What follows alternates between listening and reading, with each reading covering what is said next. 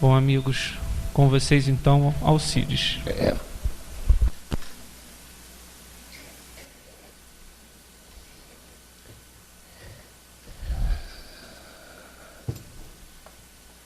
Bem, meus amigos, meus irmãos, minhas irmãs, minhas amigas, boa noite a todos. Você ouviu alguém responder boa noite, Gilberto?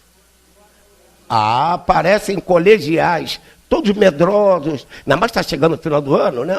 O boletim tem que chegar em casa com a aprovação, né? Mas enquanto a nossa irmã lia e dizia assim: puxa vida, olha, eu tenho dificuldade com a leitura. Eu disse: coitada, não é só ela não, eu também, e todos nós. Porque se aqui houvesse doutor em letras evangélicas, não estaríamos aqui, né? Então nós todos somos rigorosamente iguais. Estamos todos necessitados do aprender. Então o palestrante que vem aqui, o orador que vem aqui, o expositor que vem aqui, sabe tanto quanto você. Tem as mesmas necessidades de você, com uma diferença. Talvez ele seja mais atrevido, mais assanhado, e vem aqui, muitas vezes, com ar professoral, né? Mas, na verdade, eu tenho 42 anos de espiritismo. E é curioso que quando a gente é jovem, assanhado, atirado, a gente acha que sabe tudo. E hoje, aos 64 anos, me dá vontade de começar tudo outra vez, porque eu descubro que nada sei. E como a gente nada sabe da ciência de amar, da ciência de viver, a gente está aqui recapitulando, aprendendo. E é nessa troca de experiências. Mas espera aí, senhor Alcides, como é que o senhor troca experiência comigo se o senhor não sabe quem eu sou? Ora, a comunicação entre encarnados e desencarnados é muito mais pelas vibrações do pensamento e do sentimento do que pela palavra articulada.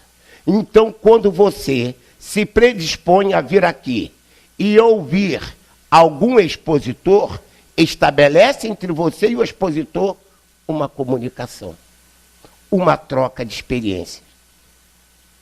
E é interessante que a página de abertura, ela fala na troca de experiências que envolvem o jovem e o velho. Eu tenho um netinho de 4 anos que já me chama de burro. Já chama o vovô de burro. Vovô, você é burro. Eu digo: ai, meu Deus do céu, eu quero trocar experiência com ele, não vai dar. Por quê? As crianças parecem que já nascem com um chip diferente do nosso, que o eletrônico para eles é uma brincadeira. E a gente lá quebrando a cabeça para aprender, e eles brincam com o eletrônico como hoje mesmo. Cheguei do trabalho, aí sentei, ele falou: vovô, vem cá, que eu vou vamos tirar uma selfie. Foi lá, pegou o celular, ligou, aí eu botei, bateu a selfie. Digo: mas meu Deus do céu, esse garoto está indo longe demais. Ora, isso tudo para deixar bem claro uma coisa. Essas crianças refletem a bagagem, a vivência multimilenária que elas trazem. E quando encontram um ambiente, um clima propício, elas dão vazão a essa bagagem. Por isso que nós todos que aqui estamos, na condição de pai, de avô, de tio, de não sei o quê, a gente vai ter que descer um pouco do pedestal e se predispor a aprender com eles. É o primeiro passo. A gente está aqui para aprender um com o outro. Não olhe para o seu neto ou para o seu sobrinho e diga assim: eu tenho 60, ele só tem 10. Você tem 60 e ele só tem 10 na atual encarnação. A bagagem dele pode ser muito maior que a sua. Então, o primeiro passo que nós precisamos é aprender a ser feliz. Por que não sou feliz? Porque eu não aprendi a ser feliz. Das minhas vivências e experiências mundo afora, o que foi que eu aprendi? Não diga assim, já estou velho, já estou cansado, já estou mais para lá do que para cá. Não. Renove-se. Cria uma nova. Porque você é um ser vivente. E como foi lido na página da abertura, quem se nega a aprender é esmagado pelo comboio da evolução. Ainda hoje, à tarde, eu fui dar uma aula, e era uma questão do vestibular de engenharia lá do ITA, e envolvi um conceito complicadíssimo, chamado entropia. E esse conceito de entropia tem muito a ver com o transformismo do processo evolutivo que as sociedades passam. Aí vocês, mas espera aí, senhor Alcides, e o que tem isso a ver? Tudo. Tudo por quê? A gente tem uma visão distorcida da realidade espiritual da vida. Meus amigos, lá do outro lado tem universidade, é só ler Camilo Castelo Branco, Memória de um Suicida. Tem tecnologia, nos diferentes planos, dos mais evoluídos aos mais inferiores. E segundo relatos, a tecnologia dos obsessores é muito mais evoluída que a nossa aqui. Então eu estou ferrada, coitado de mim. Não. Pois como foi lido aqui, qual é a maior conquista de todos nós? O amor. Porque o obsessor pode saber muito, mas o saber dele é nada diante do poder infinito do amor. E a gente precisa enxergar uma coisa. Estamos todos encarnados. Temos necessidades materiais? Temos. Temos necessidades materiais? Temos. Cuidado para não confundir necessidade com desejos. Então, eu, Alcide guloso, quando como por desejo ou por necessidade? Como por desejo. Aí a culpa é de quem? Da balança. Mas como nossos hábitos refletem em nós mesmos, aí eu vou ao médico.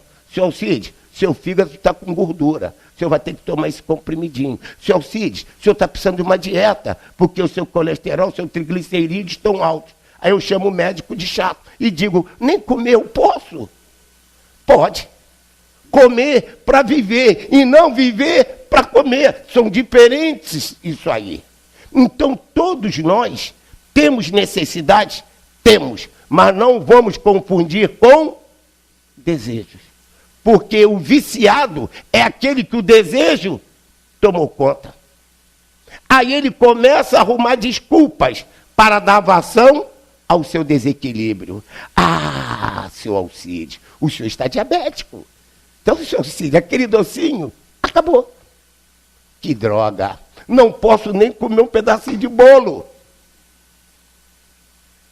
E para maltratar meu coração, quando o médico proíbe, mas aguça meu desejo. Não é isso? É igual naquele tempo da sua juventude que o sogro dizia, minha filha, não quero você namorando esse rapaz. Mas acendia o seu desejo, só para contrariar. Não era isso? Era. Então nós precisamos enxergar a realidade. E no tema de hoje está tudo isso que nós estamos falando. Lá no Livro dos Espíritos, capítulo 10, Lei de Justiça, Amor e Caridade. Direito de propriedade, roubo. Pergunta 880. Qual o primeiro de todos os direitos do homem? Resposta: o de viver. Por isso, ninguém tem o direito de atentar contra a vida de seu semelhante, nem de fazer o que quer que possa comprometer a sua existência corpórea. Meus amigos, tenhamos um cuidado. Dentro do dinamismo e do transformismo da sociedade, quando ele fala semelhante, era naquela época. Hoje o conceito de semelhante é mais amplo. O mineral, o vegetal, o animal são nossos semelhantes, porque eles precisam passar em cada etapa, dentro do tempo predeterminado por Deus, para eles evoluírem. Então, quando eu mato o animalzinho inutilmente, eu estou quebrando esse ciclo dele. Quando eu derrubo a plantinha ali inutilmente, eu estou quebrando esse ciclo. Então, o conceito de semelhante é toda forma de vida. Toda forma de vida precisa existir para evoluir e ser feliz. Vamos continuar a nossa jornada à noite adentro. Pergunta 881. O direito de viver confere ao homem o direito de acumular bens que lhe permitam repousar quando não mais puder trabalhar? Resposta: sim. Mas deve fazê-lo em família, como abelha, por meio de um trabalho honesto e não acumular como um egoísta. Até mesmo alguns animais lhe dão exemplo da previdência. Opa. Reparem bem. O conceito de família, hoje, também se ampliou. Se antes nós pensávamos em família, pai, mãe e filho, o conceito de família é universal. Porque antes nós pensávamos na parentela como família. O conceito de parentela se amplia dentro da família. Por exemplo, nós que estamos aqui nesta hora, nós somos uma parentela? Não, mas nesta hora formamos uma família, identificados pelo mesmo pensamento, pelo mesmo sentimento, pelo mesmo desejo. Ora, se a vida se manifesta na matéria para que a gente possa desenvolver dons espirituais, pergunto a vocês, como posso desenvolver dons espirituais ignorando o meu vizinho, ignorando o meu companheiro de trabalho, ignorando todo aquele que às vezes precisa de um simples bom dia, que eu não dou? São essas coisas. E se nós olharmos mais aqui, levante a mão quem não precise de um carinho. Você precisa de um carinho, Gilberto? Muito. Posso te fazer um carinho depois? Fala, meu mestre.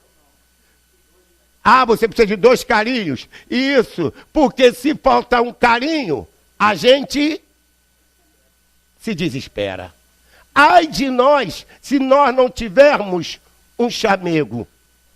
E quando se fala chamego, carinho, né, não é exclusivamente aquilo que envolve o relacionamento homem-mulher ou o relacionamento homoafetivo, porque o conceito de carinho também é mais amplo, abarca tudo e todos.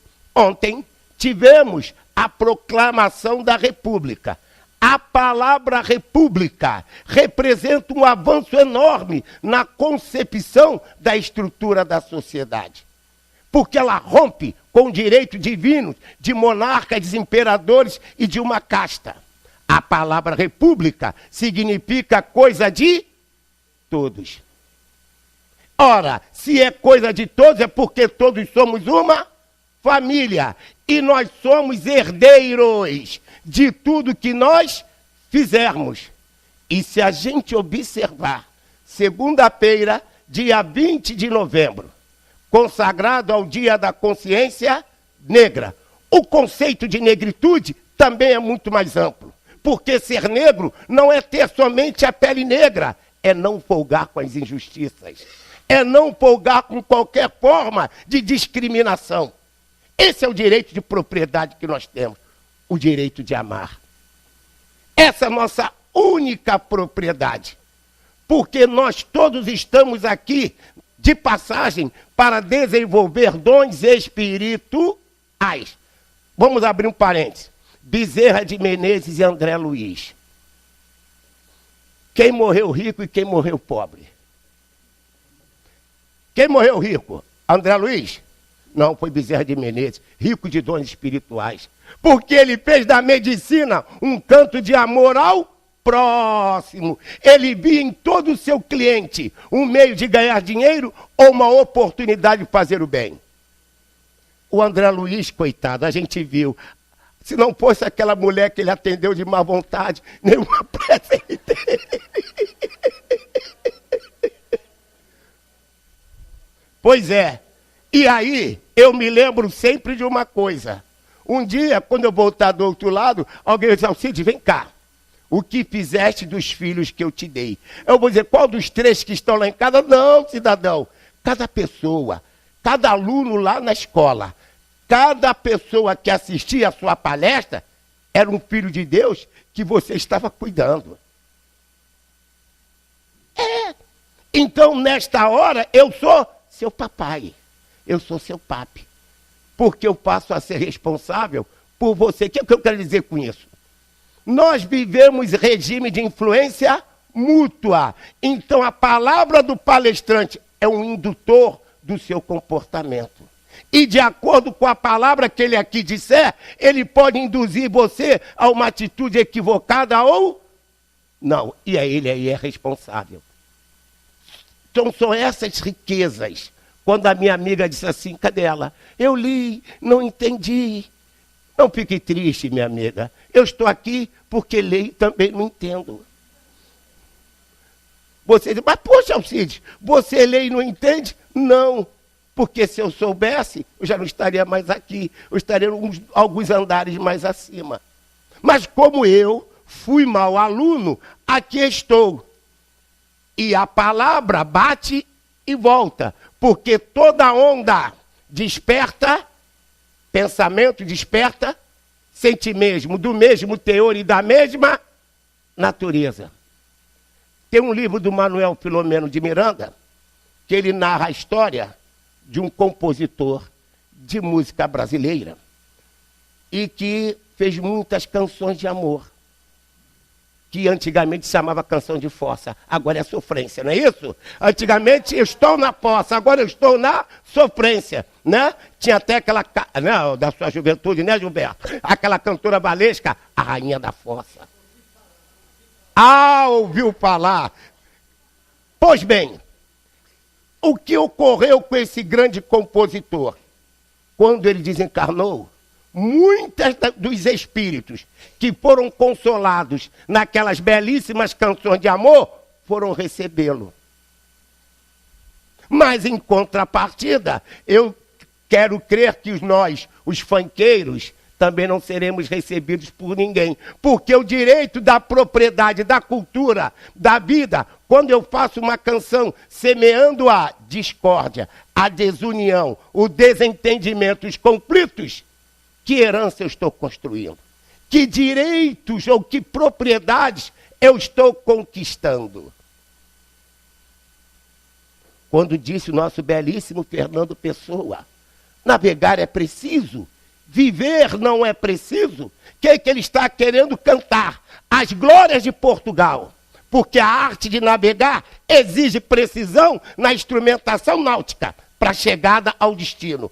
Mas o ato de viver não tem precisão, é inseguro, é instável.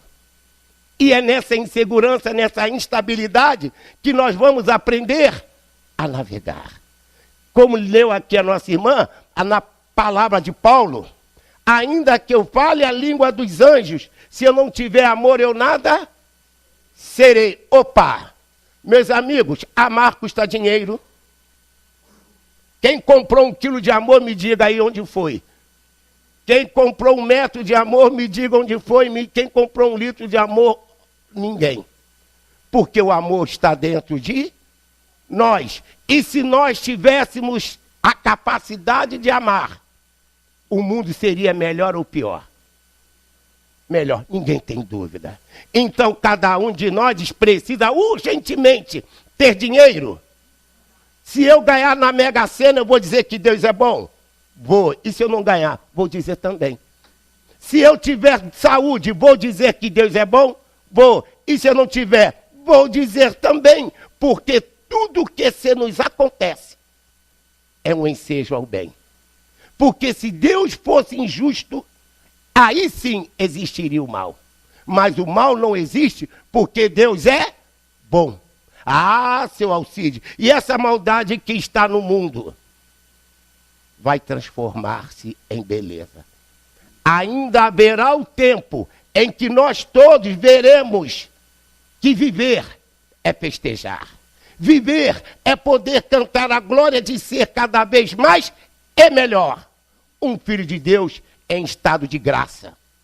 Ainda no sábado, fomos uma casa espírita falar sobre dai de graça o que de graça recebeste.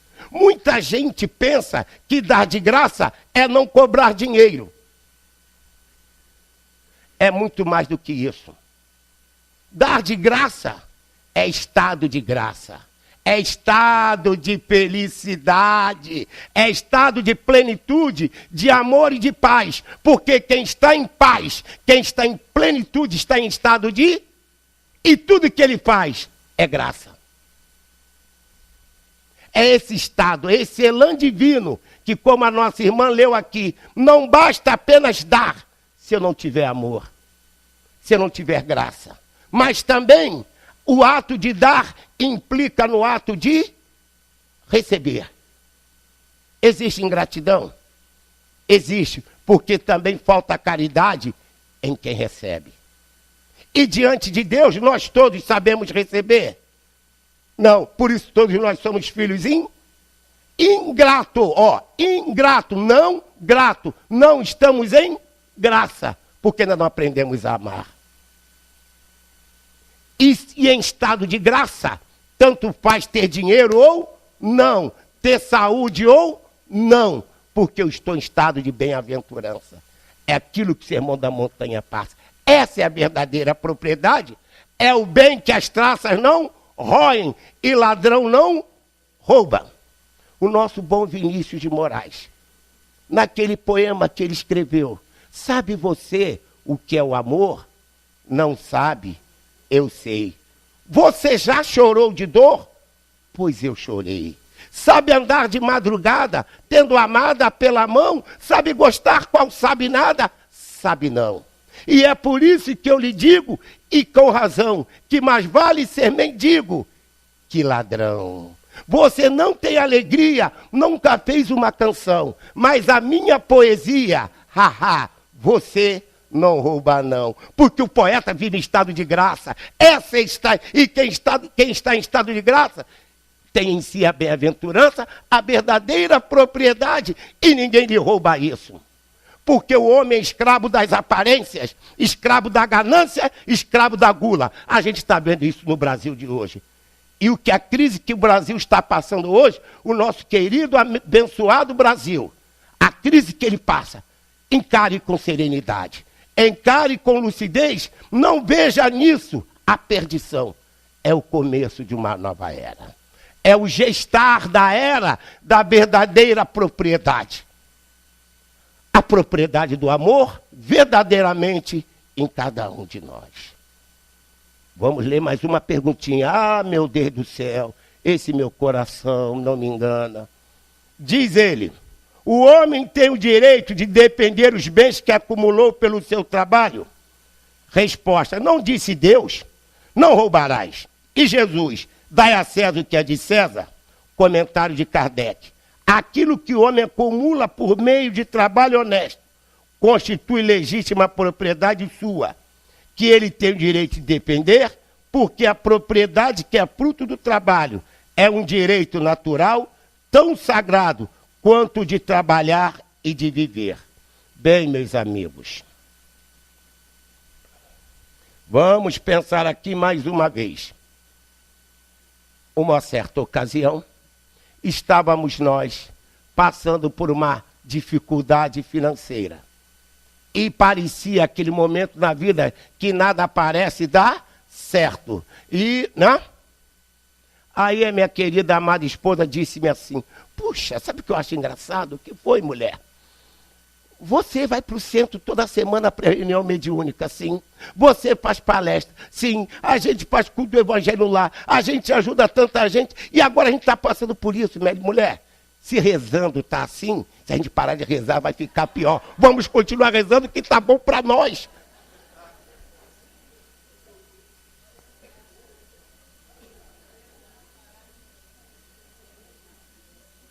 Porque a tua fé é a tua verdadeira propriedade. Porque a tua fé não te faz como uma rolha no oceano, a matroca, mas te faz como um barco seguro que sabe enfrentar as tempestades e as borrascas, porque sabe que vai enfrentar e vencer os desafios.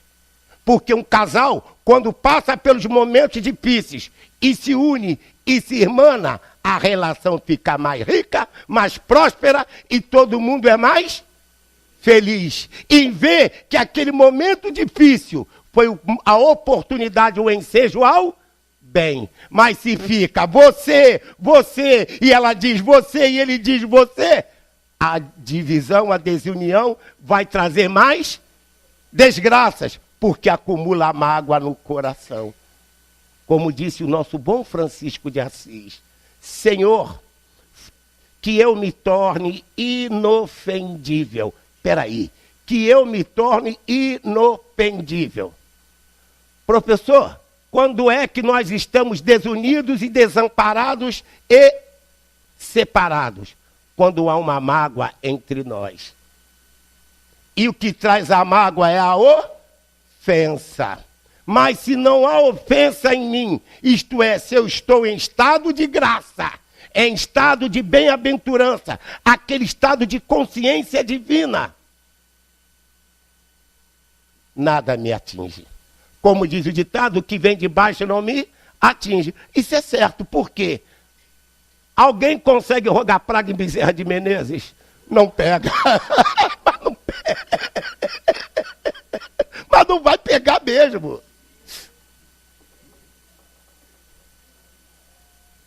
Alguém consegue rogar praga em Deus? Tem gente que xinga Deus, não tem? Ah, que se Deus desistir, e Deus está assim, ó, tô nem aí.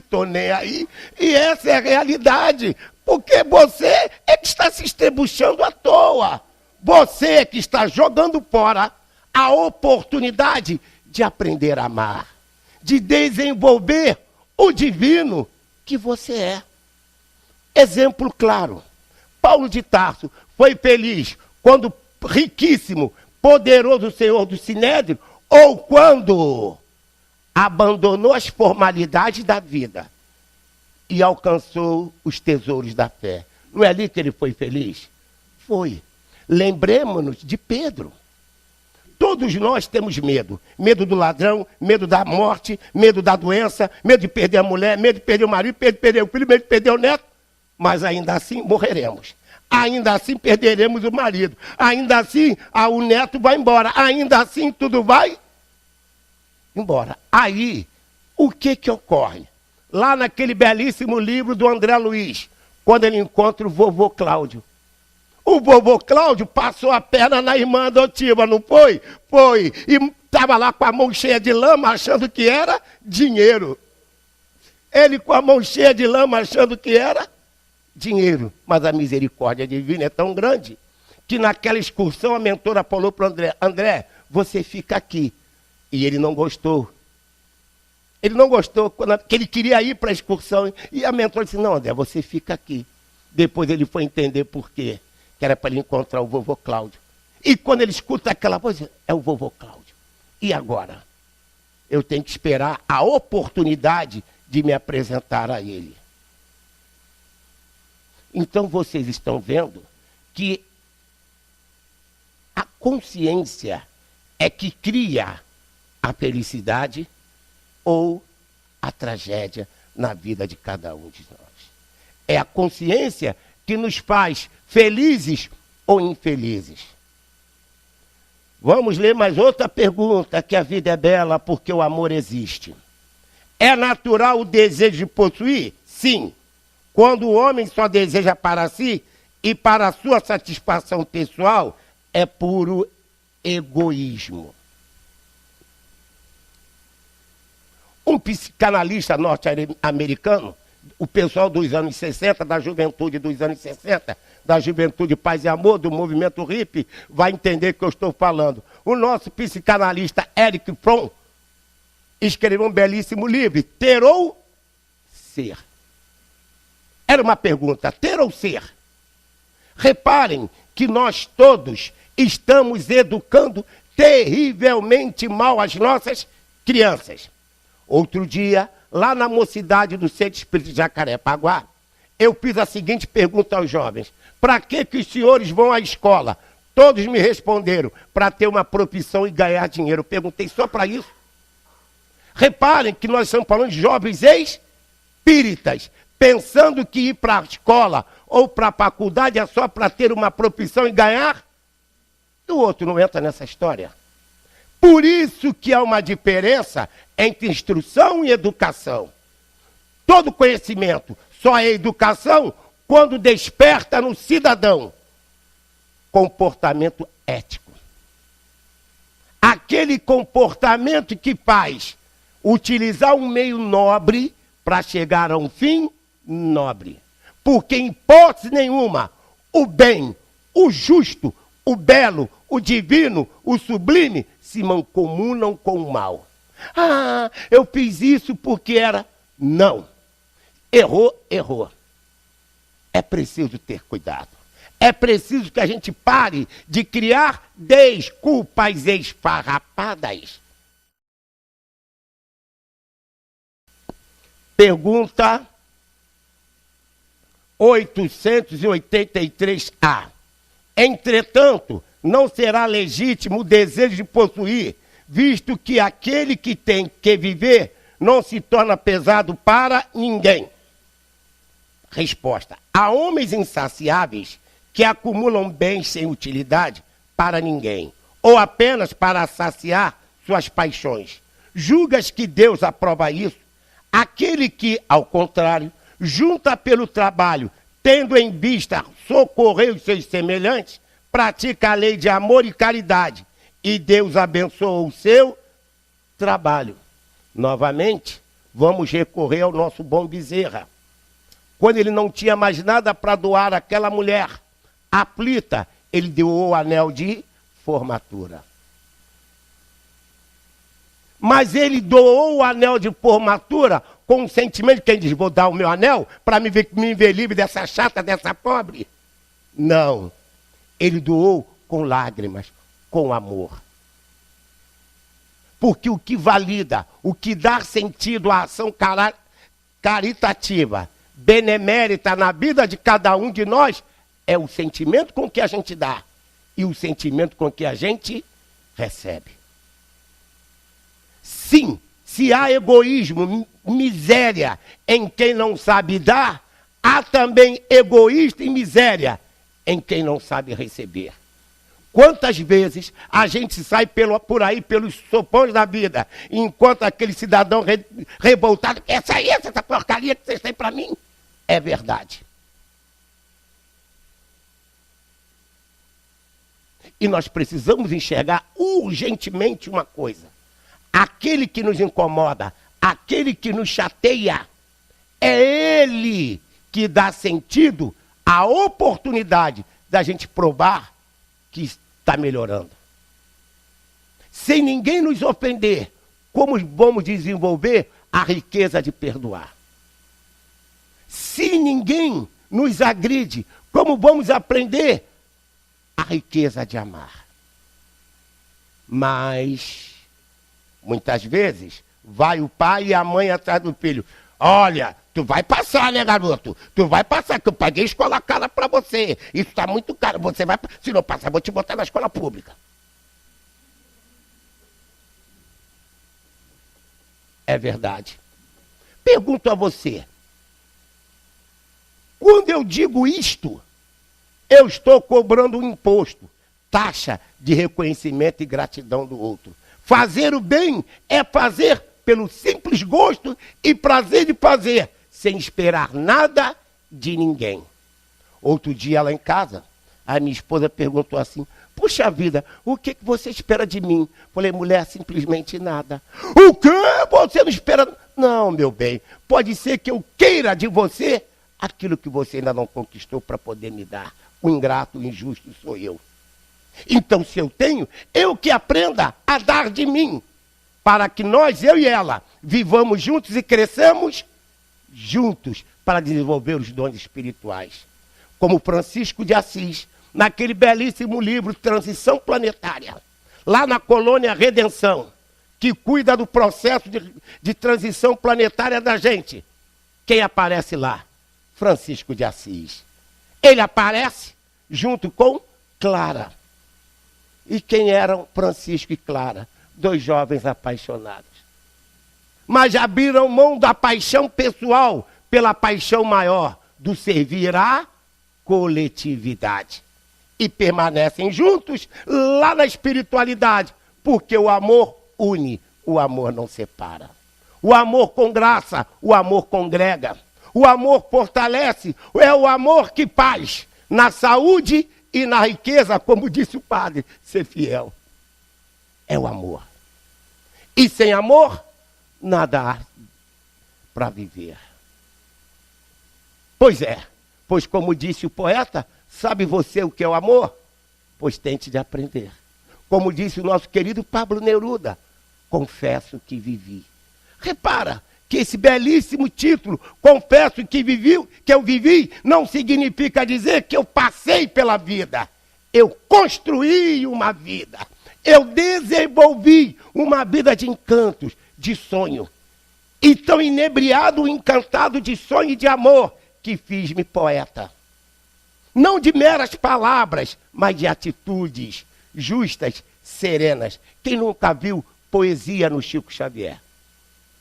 Quando ele falava, era um poema. Quando Madre Teresa de Calcutá falava, era um poema. Palavras serenas, equilibradas, justas, porque cada um dá o que tem. E para eu ter, eu preciso conquistar. E o que eu preciso conquistar? Essa arte maravilhosa de viver e de amar. Pois, como diz uma música do nosso Paulinho Pedra Azul, bem te vi, bem te quis. Bem te vejo na poeira da estrada. Estrada fora, carregando-me a saudade, trazendo-me a certeza de que amar é partir para poder chegar. É isso. Se estamos separados, muitos de nós aqui somos familiares de outras etapas encarnatórias. Se estamos separados hoje pelos laços da consanguinidade, estamos cada vez mais unidos pelos sentimentos. Por isso que o dom sublime da vida de todo o cristianismo é o amor. Quem ama para valer? Vamos parar para pensar. A gente consegue imaginar Francisco de Assis tomando remédio tarja preta? A gente consegue imaginar Francisco de Assis hipertenso?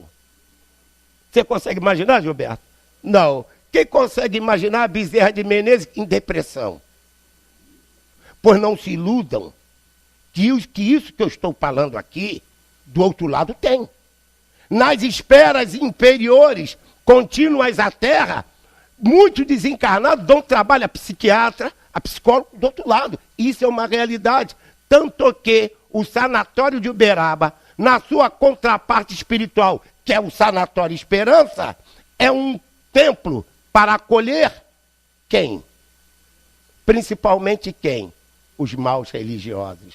Porque somos nós, os maus religiosos, que causamos danos, às vezes irreparáveis, ao conceito de religião. Não é aquele que não crê, não.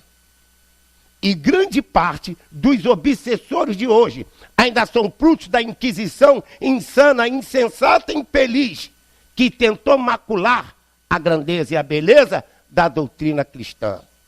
E tanto isso é verdade, que eis, de novo, né, este ano estão sendo comemorados os 507 anos da Reforma Luterana. Você dirá assim, mas o que a Reforma Luterana tem a ver com o Espiritismo? Tudo. Lá na Inglaterra estava reencarnado aquele que mais tarde seria Leon Denis. Jean Rouge estava lá na Tchecoslováquia e ele mais tarde seria Allan Kardec, porque a reforma luterana já foi um apelo de Jesus para a retomada do sentido cristão da vida. E quem fala em Cristo, lembra sempre que Cristo é um estado de consciência, é um grau de elevação espiritual. Tanto que Paulo de Tarso diz, quem está em Cristo, nova criatura é. Tudo se faz novo. As coisas velhas são passadas. Que coisas velhas são passadas? O ciúme, a inveja, o despeito, o egoísmo, a maledicência, a calúnia, o medo, o rancor, o recalque, o remorso, o trauma, o complexo, a frustração. Porque isso tudo é bagagem que a gente traz acumulada no inconsciente e se reflete hoje no nosso estado de vida. Mas tudo isso é a prova do amor divino, porque eu só posso consertar aquilo que eu reconheço como errado. Eu só posso curar aquilo que eu reconheço como doença. Então a doença é uma oportunidade de você despertar e curar o mal que traz em si. Para você se tornar uma criatura rica, não de dinheiro, mas de fé e de amor. Ah, meu Deus, a educar as crianças. Qual é o caráter da legítima propriedade? Só é legítima a propriedade que foi adquirida sem prejuízo de outrem. Meus amores, a gente sabe que o século XVIII, lá com o iluminismo, o século XIX, com a Revolução Científica, em 1848, lá em Heidelberg, as irmãs Fox, mas foi o ano que Karl Marx lançou o manifesto do Partido Comunista. Então não se enganem que nenhum homem de bem pode folgar com as injustiças, mas nenhum homem de bem pode também ter o desplante de vender a ideia de justiça para se completar nas caladas da noite, como a gente vê hoje com a nossa classe política.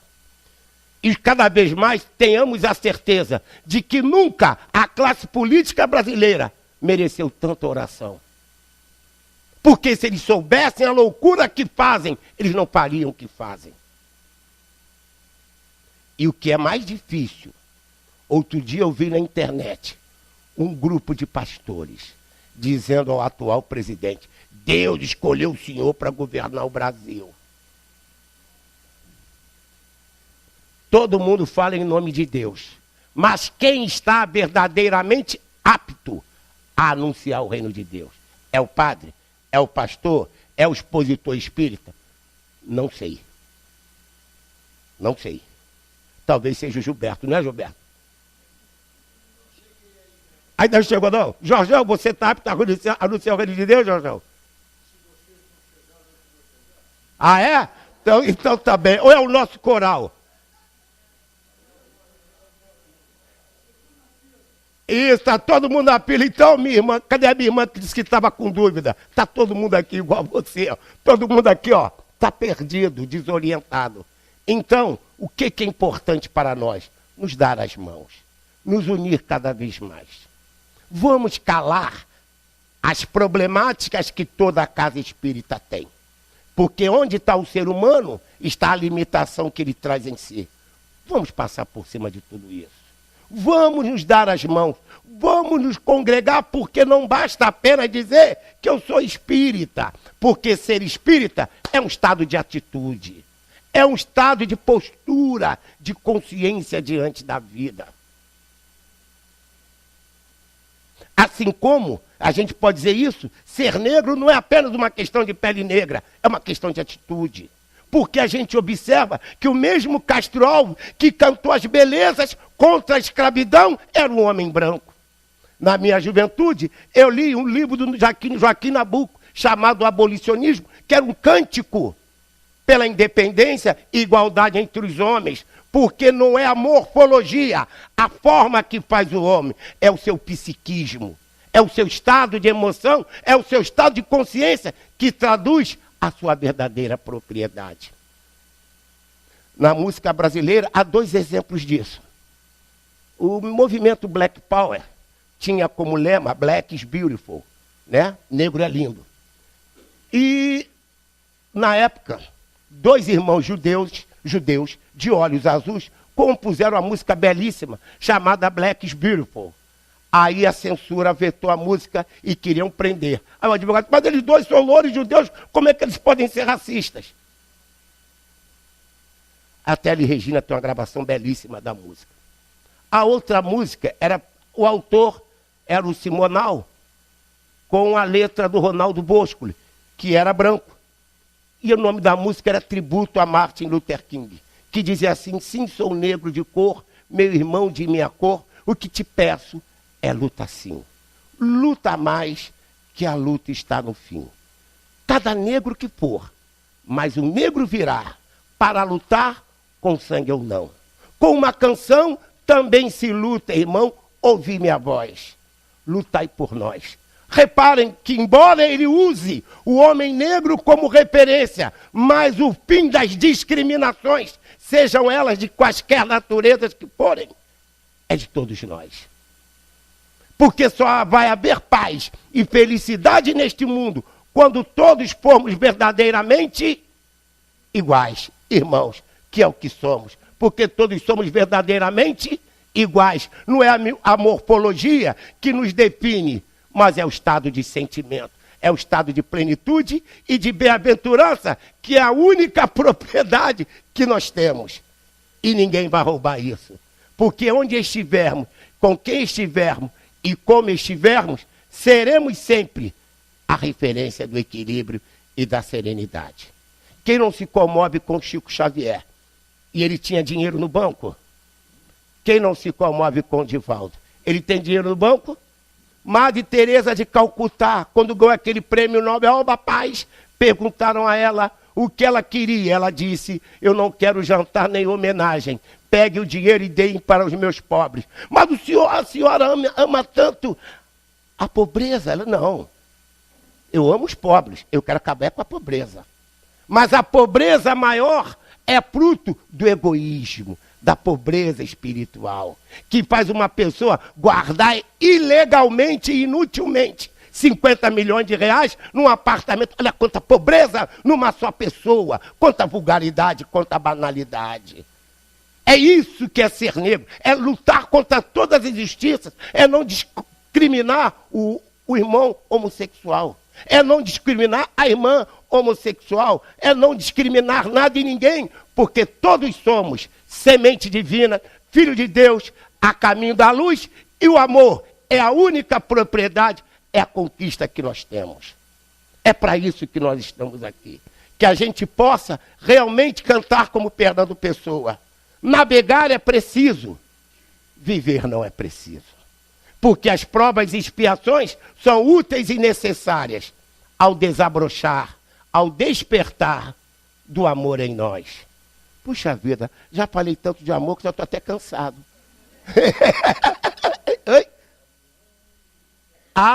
Caminhando e cantando e seguindo as canções, vamos nós, braços dados ou não.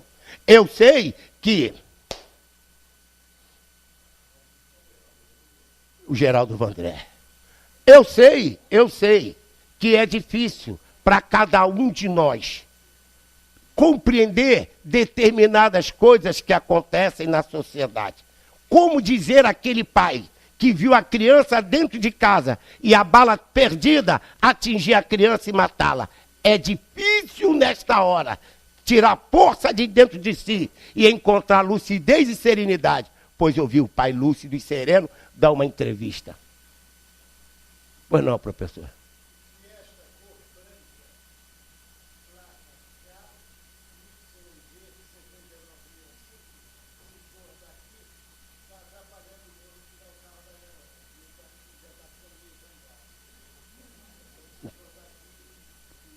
Fiesta branco.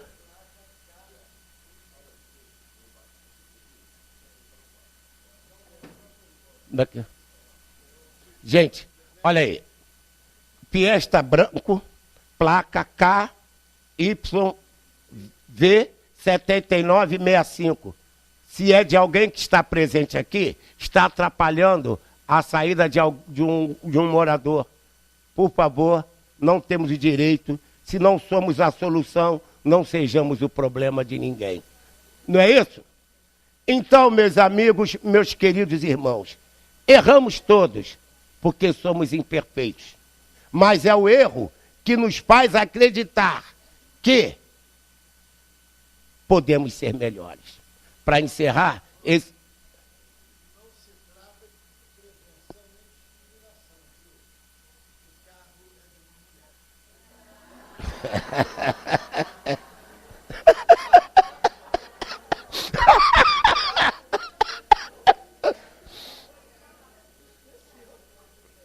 Gente, para fechar o nosso estudo de hoje, muito adequado, Pestalozzi, que foi um sacerdote, um médium da educação, definia educação da seguinte maneira: desenvolvimento harmônico e integral das potencialidades do ser. Desenvolvimento harmônico e integral das potencialidades do ser. O ser é o corpo? Não, quem é o ser? O espírito. As potencialidades do espírito são limitadas ou ilimitadas? Por isso que navegar é preciso e viver não é preciso. Mas vamos terminar aqui com a leitura de Allan Kardec.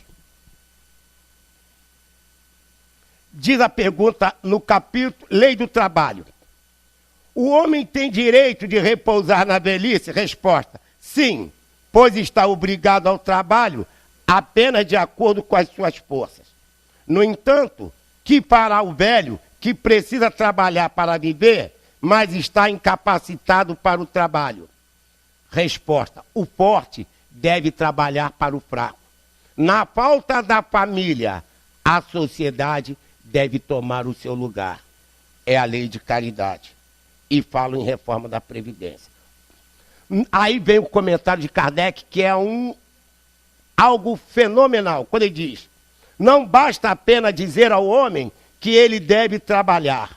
É necessário que aquele que precisa do trabalho para viver encontre em que se ocupar, o que nem sempre acontece. Quando se generaliza, a falta de trabalho assume as proporções de um flagelo como a miséria.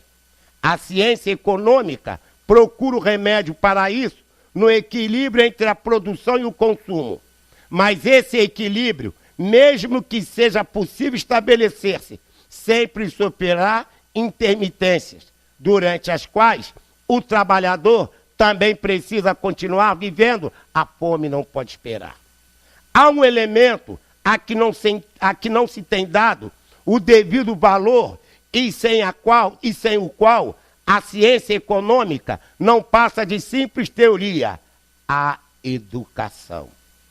Não a educação intelectual, mas a educação moral. Reparem que os homens que estão desviando dinheiro dos pobres públicos são todos homens instruídos, mas não são educados, porque não têm comportamento ético e moral. São pobres, miseráveis. Aí ele diz: não a educação intelectual, mas a educação moral. Não nos referimos à educação moral pelos livros, e sim a que consiste na arte de formar os caracteres, aquela que cria hábitos, uma vez que a educação é o conjunto dos hábitos adquiridos nesta e em outras encarnações. Quando se pensa na grande quantidade de indivíduos que todos os dias são lançados na torrente da população, sem princípios, sem freios e entregues a seus próprios instintos, serão de admirar as consequências desastrosas que daí resultam. Olha aí, isso foi publicado em 1857, nada tão atual. Aí ele diz: quando esta arte for conhecida, compreendida e praticada, o homem terá no mundo hábitos de ordem e de previdência para consigo mesmo e para com os seus, de respeito a tudo que é respeitável. hábitos que lhe permitirão atravessar com menos dificuldades os dias ruins que não pode evitar.